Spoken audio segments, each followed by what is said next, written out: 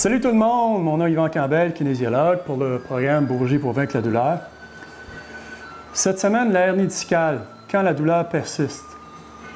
Coudonc, finalement, est-ce que la douleur, c'est juste dans votre tête?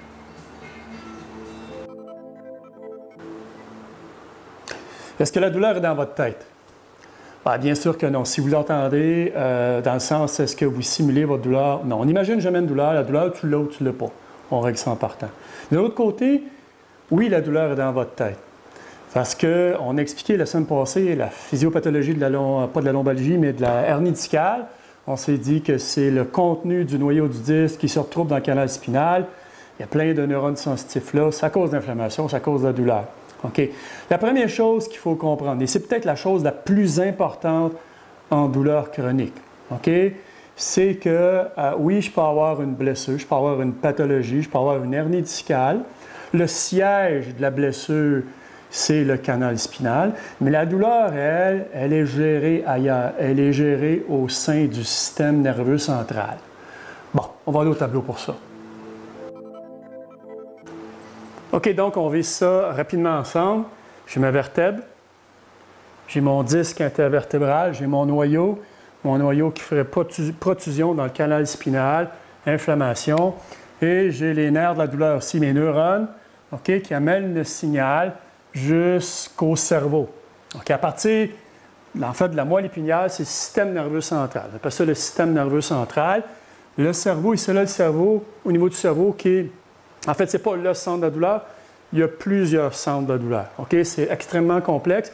Mais l'idée, quand on a une douleur nociceptive, et la douleur nociceptive, c'est une douleur qui est normale, c'est une douleur qui nous avertit qu'il y a quelque chose qui ne va pas bien dans le système, dans de nos systèmes humains, si vous voulez.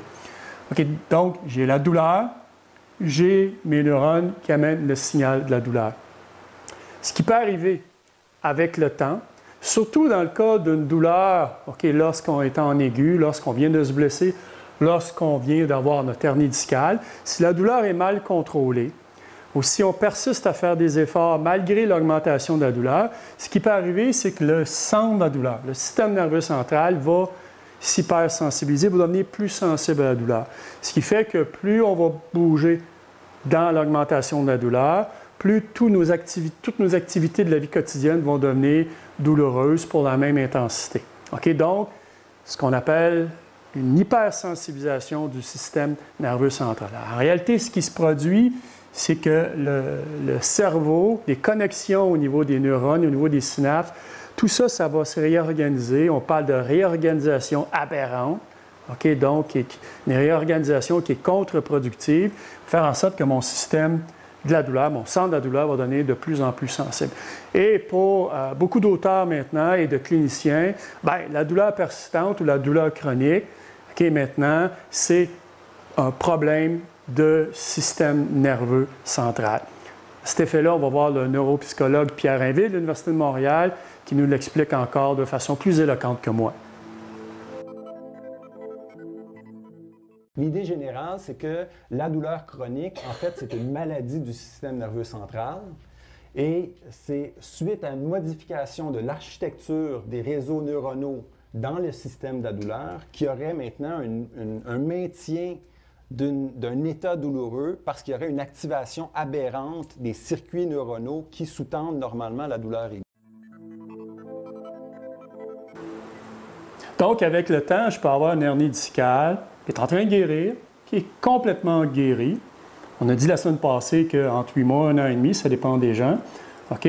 Je peux avoir une douleur qui est non seulement qui est persistante, mais qui, avec le temps même, va continuer à augmenter en intensité. Encore une fois, pourquoi ça fait ça? Il y a un paquet de raisons. Certaines raisons qu'on va explorer dans les prochaines semaines. Ça peut être la peur, la kinésiophobie. Ça peut être ce qu'on appelle le CPMD, le comportement de persistance malgré la douleur. C'est-à-dire que je fais des choses, je fais les exercices, mais si je fais les exercices, même si j'ai les bons exercices, si je n'ai pas, parallèlement au programme d'exercice, un programme de gestion de la douleur à l'effort, à ce moment-là, c'est voie à l'échec. Parce que je vais pas avoir les bons exercices. Si je vais toujours dans l'augmentation de la douleur, je vais continuer à hypersensibiliser mon système nerveux central. Alors, comment on fait pour renverser ça? Effectivement, on arrête d'hypersensibiliser le système nerveux central. Et nous, à l'Institut, on a développé un outil qui s'appelle le point d'inflexion de la douleur. Une autre chose qu'on va voir dans les dans les prochaines semaines. Donc, en résumé, on a un problème strictement physique. OK, on a une hernie discale. Et plus on avance dans le temps, plus le problème se déplace vers le système nerveux central. La douleur chronique, c'est un problème de système nerveux central. Est-ce que les émotions peuvent influencer la douleur? Oui, parce que si on est rendu au niveau du système nerveux central, c'est là qu'est le siège des émotions. C'est là qu'est le siège de notre mémoire. C'est là qu'est le siège de notre état de stress du moment. Tout ça peut influencer la douleur, ce qui fait que quand on est dans un programme de gestion de la douleur chronique, on a une approche bio-psychosociale. Tous ces événements-là peuvent influencer la douleur. Et malheureusement encore au Québec, en fait partout dans le monde, on pense encore qu'on a un problème de douleur chronique. Bien, ma petite madame, mon petit monsieur, il va falloir que vous appreniez à vivre avec votre douleur. Ce n'est pas vrai. On est capable de renverser la vapeur. Par contre, comme je le disais tantôt, dans votre programme de réadaptation par l'exercice, c'est évident, il faut bouger. OK? Donc, la guérison commence par le mouvement, mais il faut absolument avoir, avec votre programme d'exercice, un programme de gestion de la douleur à l'effort. Sur ce, bonne semaine. On se revoit la semaine prochaine avec, cette fois-là, un nouveau sujet. Bye! À la prochaine.